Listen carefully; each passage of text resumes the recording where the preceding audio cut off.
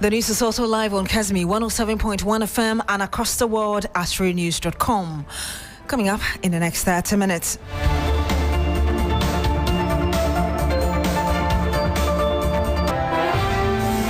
Office of Special Prosecutor ramps up charges against former NPA Chief Executive Mustafa Hamid and 9 others from 25 to 54.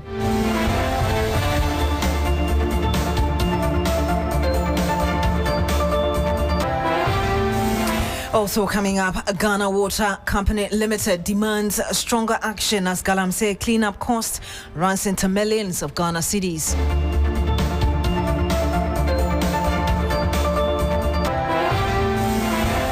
And much later, with Parliament scheduled to resume sitting from recess on Tuesday, October 21, we will explore the business the House will undertake before rising for the Christmas break.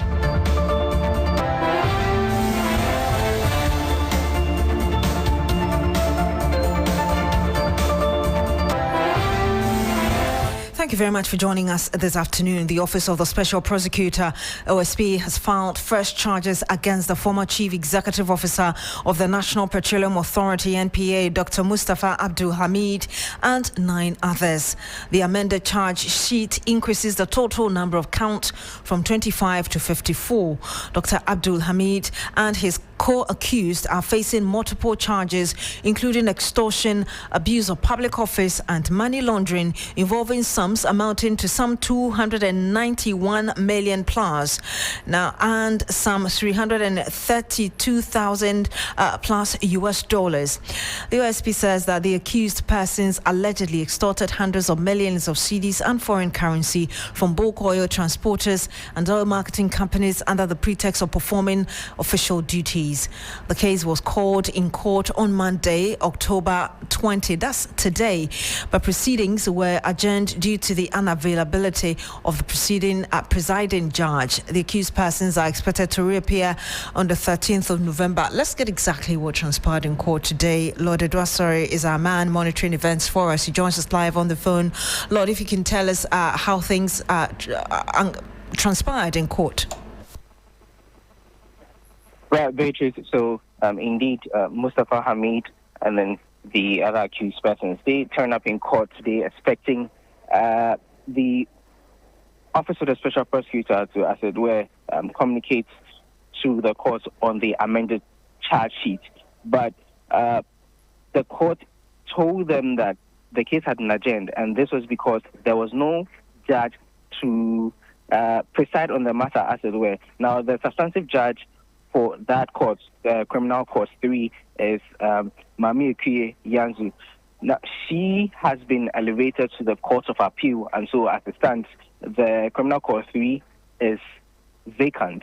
As in, there's no substantive judge who will preside over matters in the interim until another High Court judge is assigned that court. And so that was the reason why their case did not come off. The case has been adjourned to November 13, but every time we're hopeful that we will know the judge who will take over that court and then will preside over the case, Beatrice. What more can you tell us aside from the time the case will be called again, which I believe is the 13th of November? Indeed. So what we're expecting the special prosecutor to do today was to, first of all, withdraw the charges which were before the court, the 25, and then put before the court the new charges which contained 29 in addition to the previous 25, bringing the total to 54. But because this has not happened, they had to basically leave and then wait for the next agenda to see how things will pan out. Now, for the new charges, if you go through them, Beatrice, there are a lot more counts of money laundering in addition to what the OSP previously filed before the court. And this, the OSP indicated, was because of new evidence that it had come across. And that was why this came across. We actually saw Mustafa Hamid. We tried to engage him to get his thoughts, but he did not speak to any of us, the journalists. He left right after the case was done. And so we'll be back the next agenda in November 13, and we'll see how things will pan out from there, Beatrice. Indeed, it means that you saw him. Can you tell us his demeanor?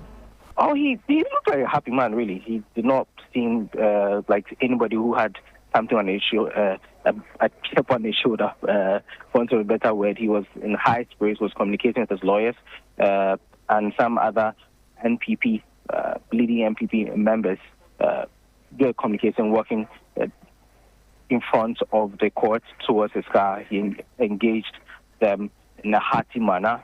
So things are looking okay with him. We'll see how things will pan out, looking at the day when they keep on unfolding.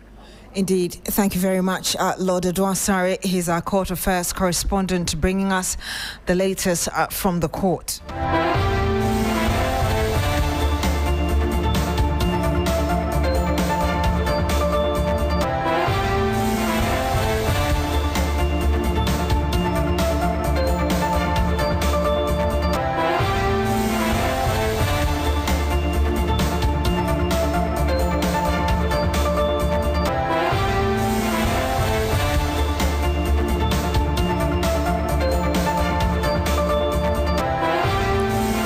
And you're still here on the Midday News on 3FM 92.7 now.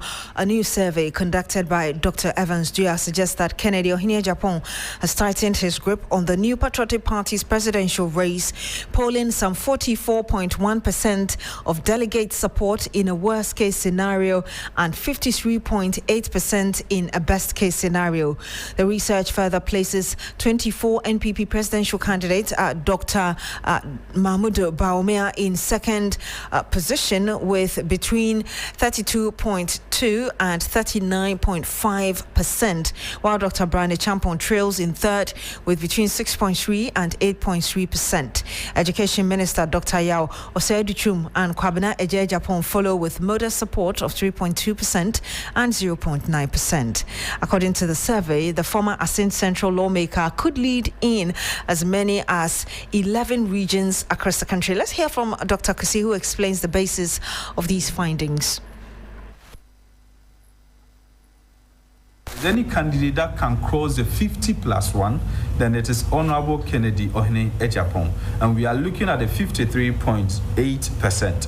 Then Dr. Mahmoud Bawumia actually drops because most of the people who voted for him maybe in 2023 most of them are in the undecided and undisclosed, and they are really looking at where they will stand. Dr. Brian Champon gains from 6.28 to 8.27. Dr. Yao Osei-Duchum gains from 3.19% to 4.39. And Kwabena Ejie-Japon moves from the 0.83, because he was doing 0.34 in August. He's moved to 0.86, and in the best case scenario can move to 1.33. Now, these are how it is looking like for all of them. So we are looking at the worst case scenario being like the baseline, and then the best case scenario being like the ceiling. So what it means is that currently the potential of Honorable Kennedy Ejapon now is he doing a minimum of 44% going into the primaries and a maximum of 53% going into the primaries as such September. Dr. Mahmoud Bawumia is currently doing a minimum of 32% and doing a maximum of 39%. Dr. Brian Champon is doing a minimum of 6.28% and a maximum of 8.27%. Yao Osei-Duchum is doing a minimum of 3.19% and a maximum of 4.39%. And Engineer Kwabena Ejie-Japon doing a 0.86% and a maximum of 1.33%. And you heard Dr. Evans Dua. He just conducted that survey saying that Kennedy Ejie-Japon is leading in terms of delegates vote, and behind him is the 2024 presidential candidate of the MPP, who was also the vice president, Dr. Mahmoud Bawumia. Let's hear from my colleague, Noble Crosby-Annan, who's got some more details for us. And actually, Crosby joins us live on the phone. Crosby, what more can you tell us? Beatrice, so this is a survey he conducted according to the period he mentioned between September and October, adding up to the findings from from August, and the findings is what he has made known to us, and he's insisting that, I mean, this is just up until a particular point, a particular period. It is not in any way to predict the outcome of the elections. And what he's telling us that the research went through every scientific project process. It is empirical enough. It is trustworthy, and he was not influenced by any of the parties, contrary to some concerns people have that because of the fact that he once contested as a parliamentary candidate in one of the constituencies on the ticket of the NPP, he may be working in favor of one of the candidates. But what the doctor is telling us that he did this out of interest so that he will be able to decide. So this is not coming on the back of any influence from any of the parties. Says the parties involved, the candidates involved should take it and then strategize based on where they are falling short to know what they want to do with the result. Thank you very much, Noble Crosby, and bringing us update of the latest survey putting Kennedy Ohine Japan ahead of the race in that MPP's presidential primary expected to be held in January 2026.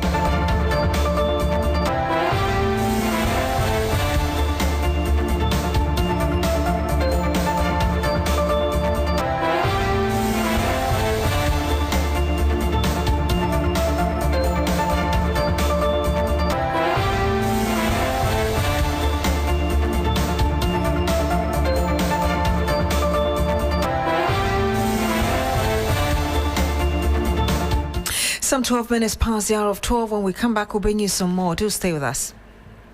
Hello, Ghana. It's a new year, and Bills Microcredit is here to support your dreams. If you're not working but want to start a business, don't let money stop you. With just your Ghana card, you can get a loan to turn your ideas into reality. Already running a business? Need more capital? Or are you a salary worker looking for extra funds? Bills offers fast and easy loans with no collateral, no deposit, and no SUSI savings required. Wherever you are, whatever you need, Bills makes it happen. Call Bills Microcredit today. Call 0596 920 833 or 0302 200 390 and get started. Bills is licensed and regulated by the Bank of Ghana. Bills, financing your needs. Terms and conditions apply.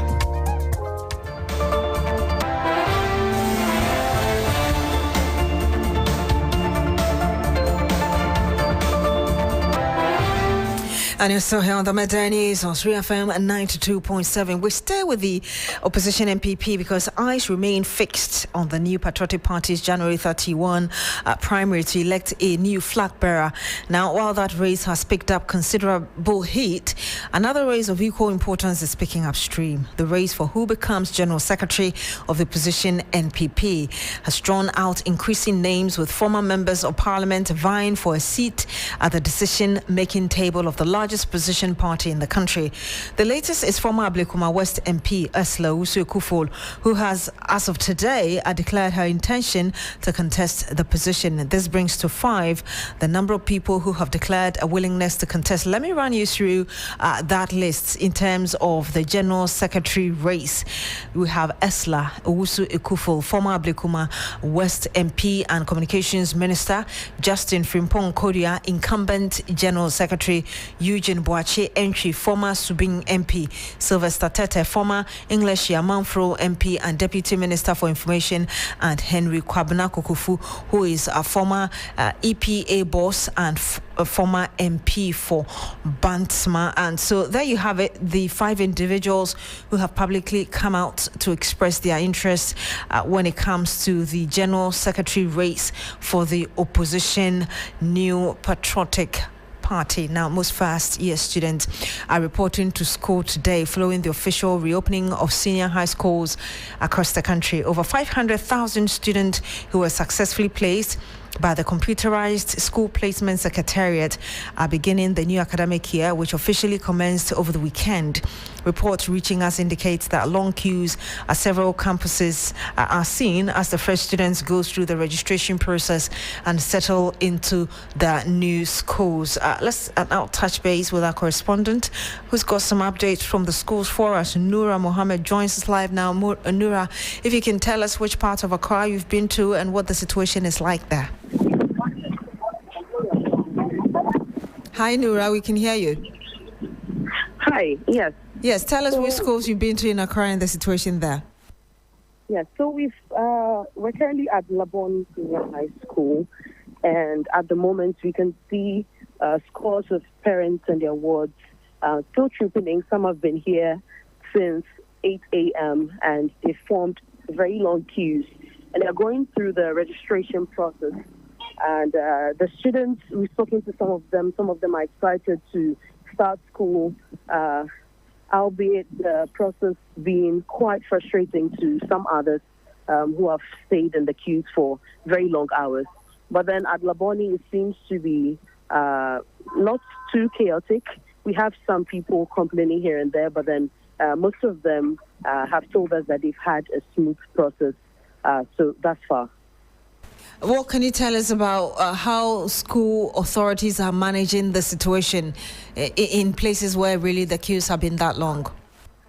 Yeah, so we can see here at the school, the authorities are around. They have several centers and stations where the registration is taking place. They have segregated, so this is a mixed school, so they've segregated the students according to their gender. So the females at a particular side, the males at another side.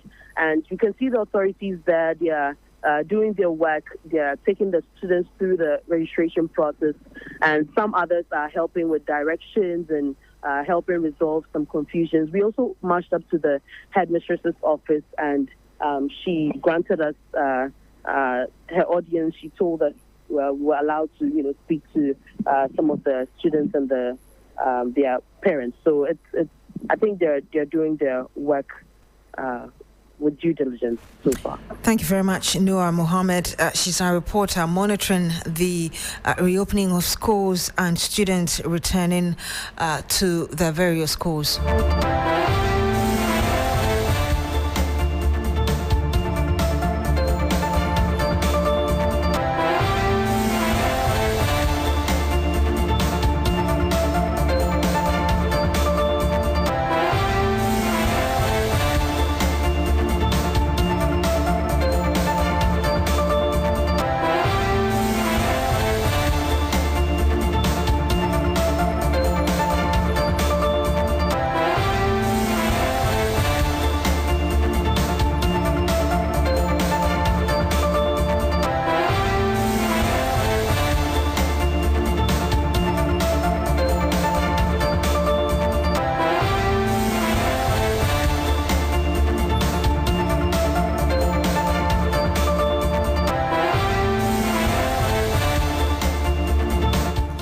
And you're still here on the Midday News on 3FM 92.7. Let's bring you some more on the education front. And the Ministry of Education is taking steps to review Ghana's computerized school placement system.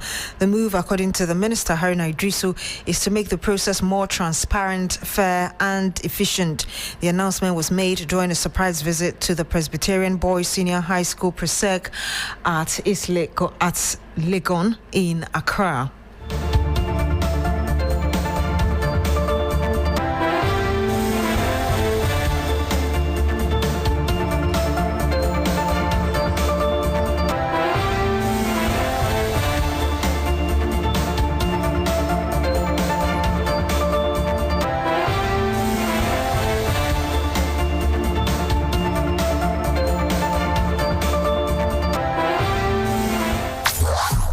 Your finest tunes.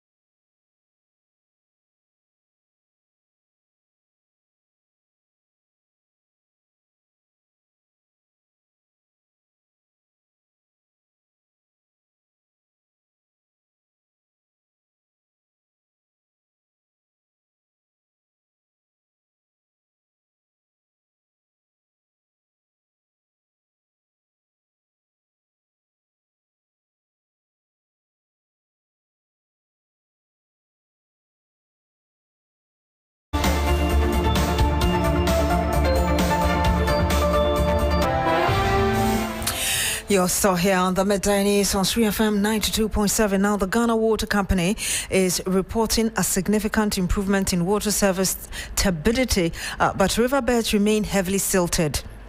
Managing Director of the company, Adam Mutawakilu, who disclosed this at a news conference, is emphasizing the need to sustain the silting operations to prevent a total breakdown of water treatment. George Quaining is following this issue. He joins us live on the phone. George, what more can you tell us? Thank you so much, Beatrice, for having me. I'm coming to you live from the head office of the Ghana Water Company Limited. So the MD, Adam Mutawakilu, just finished addressing the media. And there was concerns that were raised, the fact that people think it's only about galamsey activities that are impacting negatively on the operations. But there's the issue of construction, farming activities, and sand winning. So there's some sort of improvement in its surface stability. That's the quality of the water. But in their riverbed, it's heavily silted. So the company is saying they are requiring the assistance of the corporate Ghana to help them, because government, of course, is doing its part, and they're seeing some sort of improvement. So at this juncture, they require some 300 million cedis to desilt more than 70 treatment plants that have been affected. And these treatment plants have been silted. So they need to dredge this very plants, and then they require this money. So corporate Ghana should be a part of this. So basically, this is what the MD said. So corporate Ghana should come to assist them in this regard. Thank you very much, George Quaining. Let's listen to what Mr. Mutawakilu said. This action are yielding encouraging signs. In some of our rivers, you can see the turbidity dropping consistently over the period. We have observed significant improvement in surface turbidity, but let it be clear, the riverbeds remain heavily silted. Without sustaining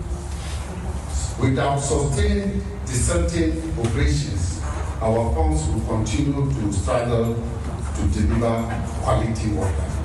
So because of the siltation, even if the surface water is good, our pumps are submersible pumps. They are buried in the silt. So in an attempt to pump water, you see that it carries the sludge and making it difficult for us to operate. Our commitment, what is our commitment as Ghana Water? With your support, Ghana Water will recover lost capacity as priority plants, reduce treatment losses and chemical dosage, lower specific energy and unit costs, and stabilize service to households, schools, health facilities, and businesses. We will report progress transparently so every partner can see how their contribution translates into fewer shutdowns. And you had the Managing Director of the Ghana Water Company Limited, Mr.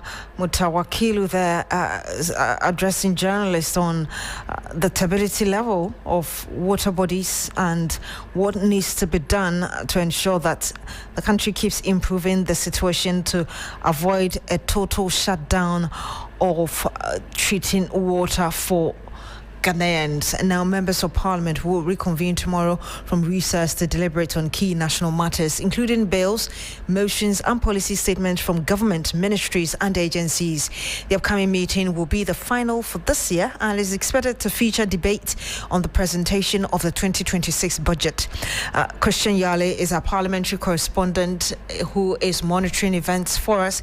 He'll be joining us very shortly on what issues we need to look out for, even as members of the House reconvene ahead of the Christmas festivities and, of course, that Christmas break. Let's speak to Christian Yale now. He joins us live on the phone. Chris, indeed, a final meeting or gathering of the House before another recess for the Christmas festivities. How are things looking like? Yeah, Beatrice, so currently when you get to the premises of Parliament, there are some minor works that are ongoing in preparation against tomorrow. But obviously, we know that the corridors here are going to shrink fully back to action. Most of the offices that have been shut for almost 2 months since they've been on recess are going to open. What we know is that the key items, among many others, would be the 2026 budget, which has been one of the conversations in the background even up till now. You know that earlier the Speaker postponed the sitting date from somewhere last 2 weeks to today. And when you listen keenly, those are some of the conversations we're having in the background. Also, we know that in the last sitting before they went on recess, there were some bills as well as some legislative instruments that did not mature.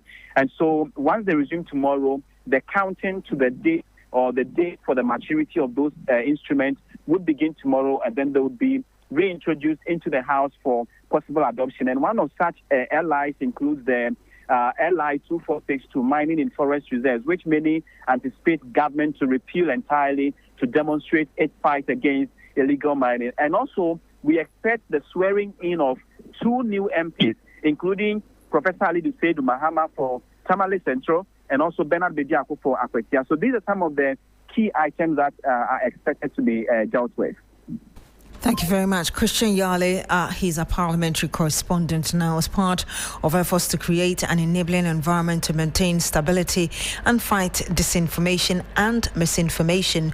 The European Union ambassador to Ghana paid a working visit to Media General to explore new areas of collaboration between the two institutions. He applauded Media General for its fair, balanced reportage of issues. Media General is a particular player in the Ghana media landscape due to its different platforms and outlet types, also due to its reach, and not least due to its quality of journalism. I think the various BBC prizes that journalists of Media General have received over the past couple of years speaks for themselves. We're trying to be a less traditional development cooperation organization and a much more of a strategic partnering. But it's clear that in the media landscape here in Ghana now, where issues that we're looking at is, firstly, it's investigative journalism. Secondly, it's about information manipulation. That is a real challenge, I think, in many countries, also in Ghana.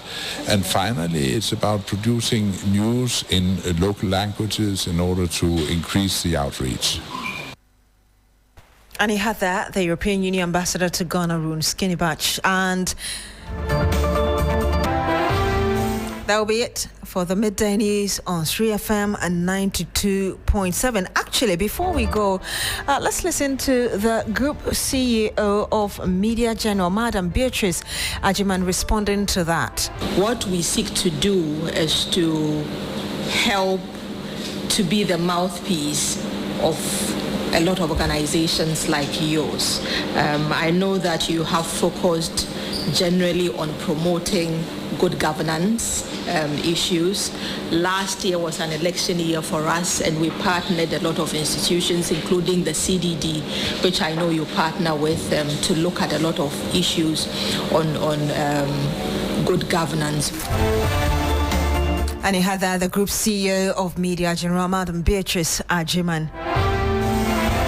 My name is Beatrice Adu. Thank you very much for joining us on the Midday News today on 3FM 92.7. Log on to 3news.com for more news. Coming up shortly is Business Daily. Michael Obodu is standing by.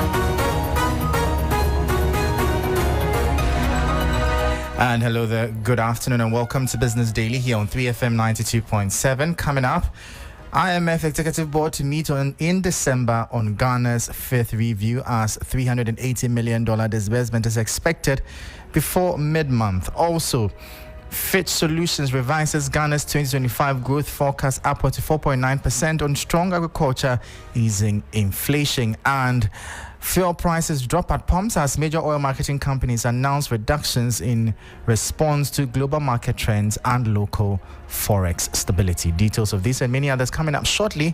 I am Michael Obodu. Do stay tuned.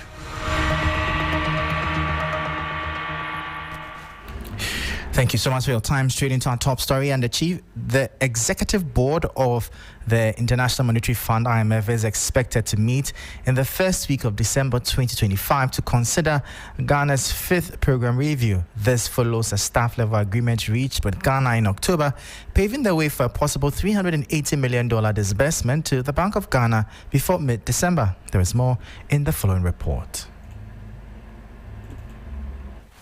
Knowledge of Ghana's IMF program in Washington say the upcoming board meeting in early December will allow sufficient time for the final staff report to be prepared for consideration. A crucial document, the government's audit report on arrears, is expected to be released later this week and will undergo scrutiny across various IMF departments before submission to IMF management. Once cleared, a date will be set for the executive board to assess Ghana's performance. If approved, Ghana will receive about $380 million under the fifth review, bringing total disbursements under the 3-year program to nearly $2.8 billion since May 2023. Analysts say the board's approval will signal confidence in Ghana's economic reforms and strengthen investor sentiment. Government officials have also pledged to maintain fiscal discipline even after exiting the IMF program in May 2026, with discussions ongoing about subscribing to an IMF policy instrument to assure markets of continued stability. The IMF, meanwhile, has commended Ghana for progress in debt restructuring, fiscal consolidation, energy sector reforms, and financial sector resilience.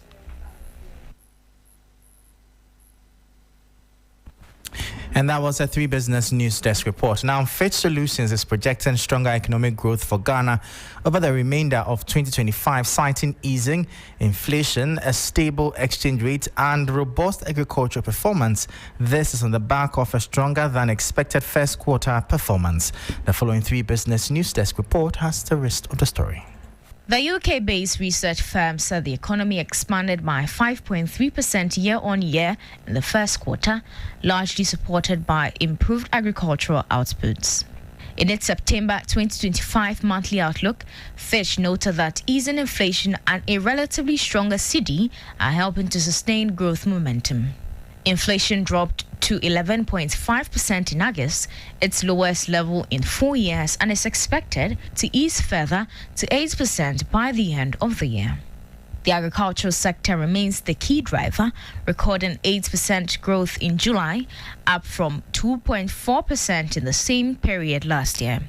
However, Fitch warned that the fiscal consolidation measures, high interest rates, and stagnant oil production could slow the pace of growth compared to the robust 5.7% recorded in 2024. Looking ahead, the firm expects Ghana's economy to expand by 5% in 2026, supported by lower inflation, monetary easing, and a likely increase in public spending as the IMF program concludes. And that was a 3 Business News Desk report. Now, the Ghana National Chamber of Commerce and Industry, GNCCI, has endorsed the Bank of Ghana's recent intervention in the foreign exchange market, describing it as a necessary move to protect the interests of the business community. This comes despite earlier advice from the International Monetary Fund, IMF, urged the central bank to scale back its involvement in the forex market. The IMF warned that excessive intervention could distort pricing, deplete foreign reserves, and undermine economic resilience. Speaking to 3 Business, GNCCI President Abbas Mezan said the Chamber supports the Bank of Ghana's action, noting that stabilizing the cedi is critical for business confidence. He added that efforts must now focus on ensuring a sustainable approach to currency management. When the cedi strengthens, is good. Whenever I say that, people are like, when the cedi strengthens, then people are losing, because when it's $17 to $1, they make money, but it's not good for our economy. It really not good for our economy. So then somebody should say that it should be 30 to a dollar. Okay, I want it to be one cedi to a dollar. If you go to Korea, that is it. If you go to Kuwait and Qatar and those Gulf countries, their currency is even much stronger than the dollar. But you see, the point that we have not concentrated on is that when the cedi is equal to a dollar, what backs it to make it strong is what we need. The argument needs to be pushed to. That was Abbas Miezan, he's president of the Ghana National Chamber of Commerce and Industry. Now, oil marketing companies across the country have begun reducing fuel prices at the pumps in line with the industry projections of a more than 4% drop per litre from October 16. Market leader Star Oil is now selling a litre of petrol at 12 cedi 77 pesos, down from 13 cedi 17 pesos, while the price of diesel has been cut from 13 cedis 45 pesos to 12 cedis 97 pesos as of October 20. The second major player, GOIL, has also reduced petrol prices from 13 cedis 38 pesos to 12 cedis 98 pesos per litre, with diesel now going for 13 cedis 85 pesos, down from 14 cedis 20 pesos. Industry analysts attribute the latest price reductions to declining international oil prices and a relatively stable Ghana cedi, which have been combined to ease pressure on local pumps. Now, West Africa remains one of the most expensive regions globally to drill for oil, a situation analysts say is putting pressure on producers, particularly Nigeria, to remain competitive in the global energy market. This report has more. According to the 2025 West Africa Oil and Gas Outlook, high security risks in the Niger Delta have pushed up the cost of expatriate labor, while strict local content rules have further inflated project expenses. The report notes that these policies, though intended to build domestic capacity, often lead to duplicated spending when input or services are unavailable locally. It adds that in some cases, middlemen are brought in through alliances just to meet local content requirements. In response, the Nigerian government has issued new executive orders to streamline procurement and reduce bureaucracy in the sector. Deloitte says many oil producers are now turning to digital tools and data analytics to boost efficiency, cut operational costs, and stay competitive. Analysts believe a portion of the cost burden remains a policy issue, one that requires government action to simplify contracting and reduce inefficiencies across the industry.